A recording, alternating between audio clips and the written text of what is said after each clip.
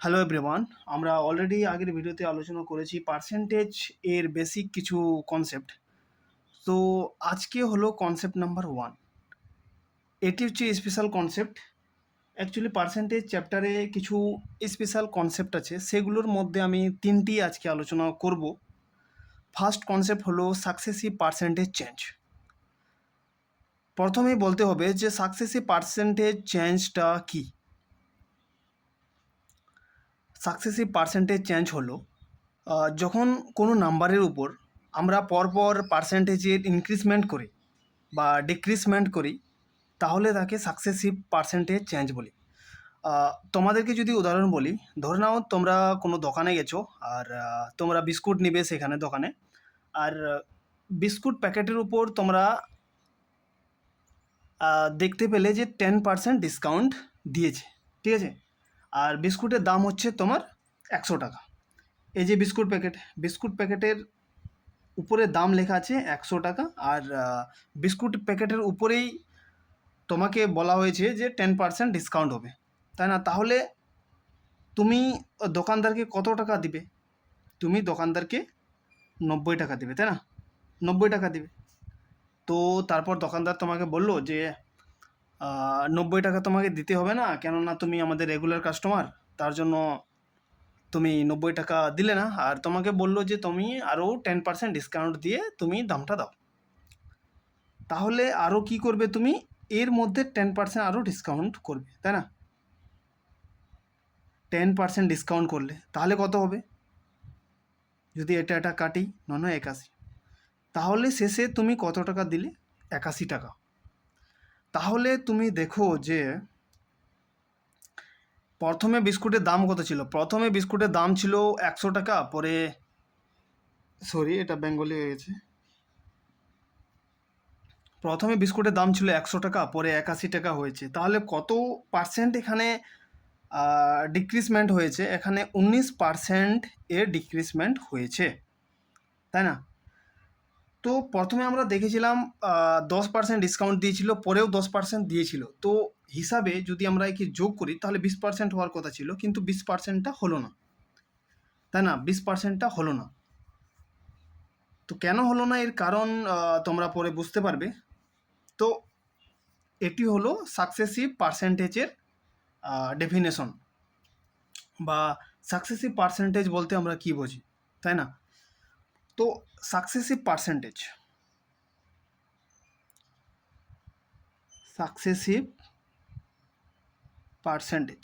তাই না? এই সাকসেসিভ পার্সেন্টেজকে আমরা দুভাগে ভাগ করে আলোচনা করি।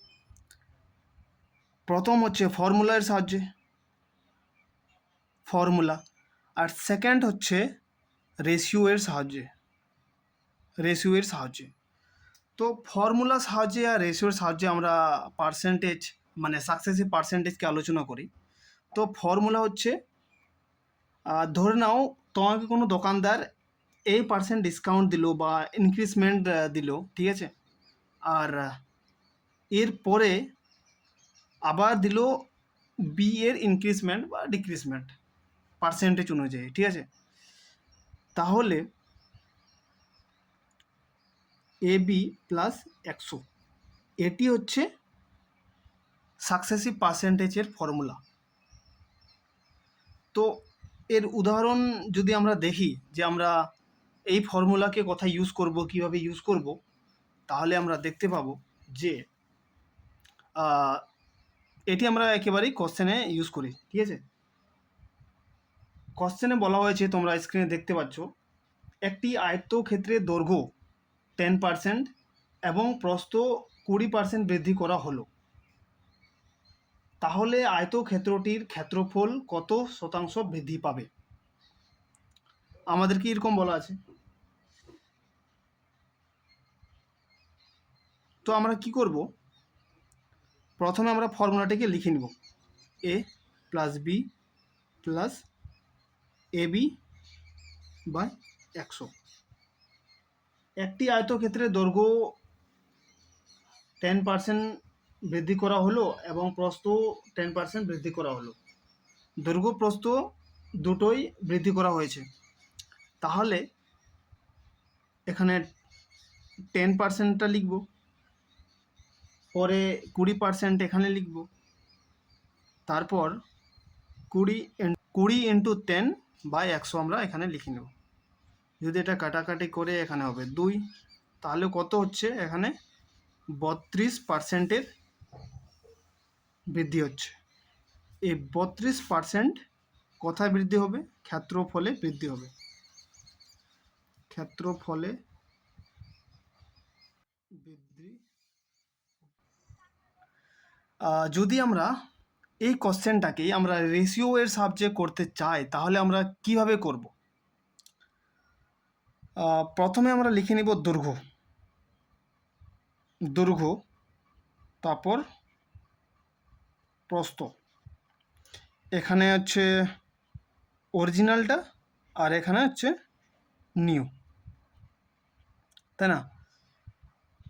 আয়তের ক্ষেত্রে দৈর্ঘ্য কত পার্সেন্ট বৃদ্ধি পাবে? 10% বৃদ্ধি পাবে। 10% যদি বৃদ্ধি পায় তাহলে এর ফ্র্যাকশনটা কেমন হবে? ফ্র্যাকশন হবে 10% ডিভাইডেড বাই 100, তাহলে 1/10, তাই না? যদি 10% বৃদ্ধি পায় তাহলে এখানে হবে 10, আর এখানে দেখতে পাচ্ছ যে 1-এর বৃদ্ধি পাবে, তাহলে কত হবে এখানে? 11। পরে আবার প্রস্থ 20% বৃদ্ধি পাবে। প্রস্থ কত পার্সেন্ট বৃদ্ধি পাবে? 20%। লিখলাম এখানে 20, 100, 5। এর ফ্র্যাকশন হবে 1/5। এর ফ্র্যাকশন কত হবে? 1/5। তাহলে বৃদ্ধি পাচ্ছে, তাহলে 5-এ 1 বৃদ্ধি পাচ্ছে, তাহলে 5, এখানে হবে 6। তাহলে এখানে যেটা আসবে সেটা কি? ক্ষেত্রফল, তাই না? তাহলে যদি আমরা এখানে দেখি যে গুণ করি, ক্ষেত্রফল যদি বার করার চেষ্টা করি তাহলে কত হবে? এখানে 50 রেশিও 66। যদি 16 নিচে হচ্ছে 50, এটা কি? এটা বৃদ্ধি পেয়েছে কত? 16 প্লাস হয়েছে, তাই না? যদি 50-এ 16 যদি 100-তে করতে চাই, মানে পার্সেন্ট যদি ভ্যালু আনতে চাই, তাহলে কত হবে? 50 2-এ 32, উত্তর মিলে যাচ্ছে, তাই না? তাহলে আমরা দুইভাবেই করতে পারবো। এবার আমরা আসি পরের কোশ্চেনে। তো আমাদেরকে পরের কোশ্চেনে কি বলছে? একটি কিউবয়েডের দৈর্ঘ্য 20% বৃদ্ধি করা হলো, প্রস্থ 30% বৃদ্ধি করা হলো এবং উচ্চতা 50% হ্রাস করা হলো। কিউবয়েডের ভলিউম এর উপর কী প্রভাব পড়বে? আমরা এটাকে দেখি রেশিও এর সাহায্যে। প্রথমে আমরা এখানে লিখে নেব দৈর্ঘ্য, তারপর প্রস্থ, তারপর উচ্চতা, এটা হচ্ছে অরিজিনাল, এটা হচ্ছে নিউ। 20-এর ফ্র্যাকশন ভ্যালু আমরা দেখেছি 1/5। তাহলে 5-এ কত বৃদ্ধি পাচ্ছে? 6, তাহলে 6 হবে, 1 বৃদ্ধি পাচ্ছে। প্রস্থের 30%, এর ফ্র্যাকশন ভ্যালু হচ্ছে 3/10, তাহলে কত হবে? 10, এখানে হবে 13। এবং উচ্চতা 50% হ্রাস পাচ্ছে। কত? 50% হ্রাস পাচ্ছে। তাহলে 50% এর ফ্র্যাকশন ভ্যালু 1/2, তাহলে 2-এ 1 হ্রাস পাচ্ছে, 2, 1, ঠিক এভাবে হবে, তাই না? যদি আমরা একে গুণ করি, এবার আমরা এখানেই কাটতে পারি। এই 2 দিয়ে এই 6-কে, এখানে হবে 3, এখানে হবে 50, আর 13 39। তাহলে কত এখানে হ্রাস পাচ্ছে? 11। কততে? 50-এ। 50-এ যদি 11 হ্রাস পায় তাহলে 100-তে কত হ্রাস পাবে? 100-তে কত? 22। তাহলে 22%-এর কী হচ্ছে? ডিক্রিজ হচ্ছে, তাই না? ভলিউমে। এটা ছিল আমাদের কনসেপ্ট নাম্বার 1। কনসেপ্ট নাম্বার 1-এ ছিল সাকসেসিভ পার্সেন্টেজ চেঞ্জ। এরপরে আমরা আলোচনা করব কনসেপ্ট নাম্বার 2। কনসেপ্ট নাম্বার 2-এ আমরা শিখব সিরিজ মেথড। তো চলো দেরি না করে সেই কোশ্চেনের দিকে এগিয়ে যাওয়া যাক। তোমরা কোশ্চেন দেখতে পাচ্ছ, কোশ্চেন আছে একটি নগরের জনসংখ্যা হলো 25,000। যদি প্রত্যেক বছর 10% হারে বৃদ্ধি পায় তাহলে 2 বছর পর জনসংখ্যা কত হবে? এই কোশ্চেনকে আমরা নানানভাবে করব, ঠিক আছে? তো তোমাদেরকে প্রথমে বলি যে সিরিজ মেথডে আমরা এই কোশ্চেনটি ট্যাকেল করার চেষ্টা করব প্রথমে, তারপর আমি সাকসেসিভ মেথডে করব, তারপর রেশিও মেথডে করব, তারপর আমরা এই 3টি মেথডে আমরা করে নেব, তাই না? তো প্রথমে আমরা করব সিরিজ মেথড। ফার্স্ট টাইপ আমাদেরকে বর্তমানের জনসংখ্যা কত বলেছে 25,000। আর আমাদেরকে কি বলেছে, প্রত্যেক বছর 10% হারে বৃদ্ধি পায়। 10%-এর ফ্র্যাকশন ভ্যালু কত? 10%-এর ফ্র্যাকশন ভ্যালু আমরা যদি বার করতে চাই তাহলে 1/10 হবে। এখানে কি বলছে, বৃদ্ধি পাবে, তাহলে কত হবে যদি বৃদ্ধি পায়? 10 থেকে 11তে যাবে, তাই না? 10% হারে বৃদ্ধি পাচ্ছে। 25,000 হলো 10-এর ভ্যালু, তাহলে 11-এর ভ্যালু কত? 11-এর ভ্যালু যদি আমরা বার করি তাহলে 10%-এর ভ্যালু কত, মানে 110-এর ভ্যালু কত হবে সেটা বের হয়ে যাবে অটোমেটিক। তারপর আবার কি বলছে, মানে আমাদেরকে বলছে তাহলে 2 বছর পর জনসংখ্যা কত হবে? 2 বছর পর জনসংখ্যা কত হবে?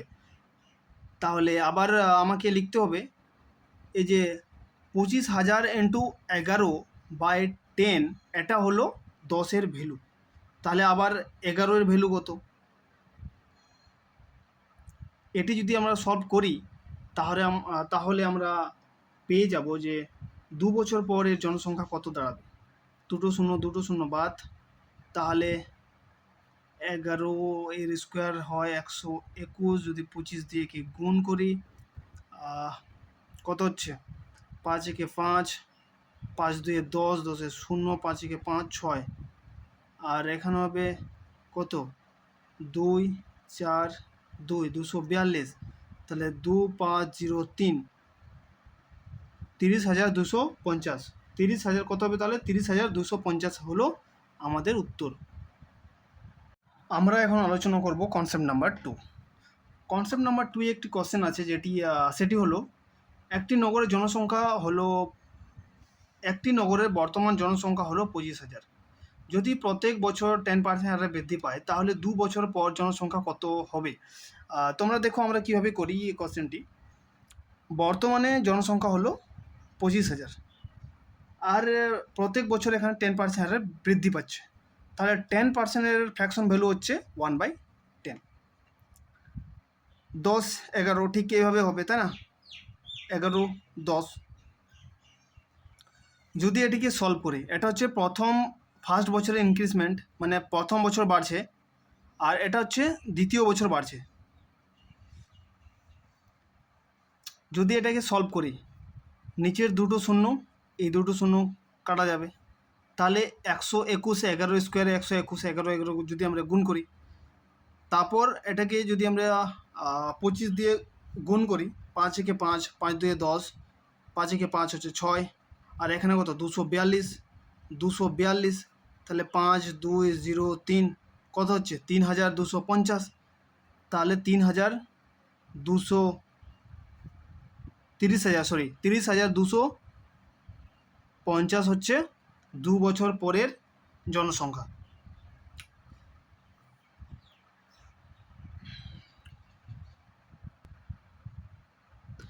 এখন আমরা আলোচনা করব কনসেপ্ট নাম্বার 3। কনসেপ্ট নাম্বার 3-তে একটি কোশ্চেন আছে, সেটি হলো এক্স এর স্যালারি বৃদ্ধি পায় 20%, তারপর 20% হ্রাস পায়, তাহলে তার স্যালারিতে কত পার্সেন্টের পরিবর্তন ঘটছে? এটি আমরা করব সাকসেসিভ মেথডে। সাকসেসিভের যে ফর্মুলা ছিল সেটি কি, a plus B ab by 100।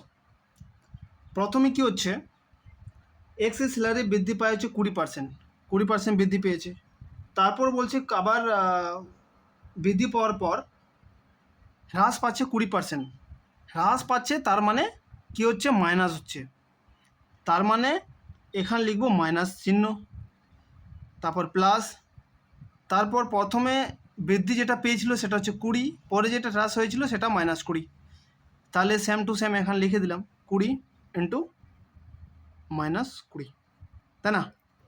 নিচে লিখলাম 100, তারপর কি হবে 20 20 এখানে কাটা, তারপর এখানে কি হবে মাইনাস, উপরে 400 নিচে 104, তাহলে -4, তাহলে -4%-এর কী হচ্ছে, -4%-এর ডিক্রিজ হচ্ছে। এটি হচ্ছে আমাদের উত্তর। ঠিক আছে, আমরা এই ভিডিওতে আর বেশি কিছু আলোচনা করছি না, আর আজকের মতো বাই, আবার দেখা হবে পরের ভিডিওতে।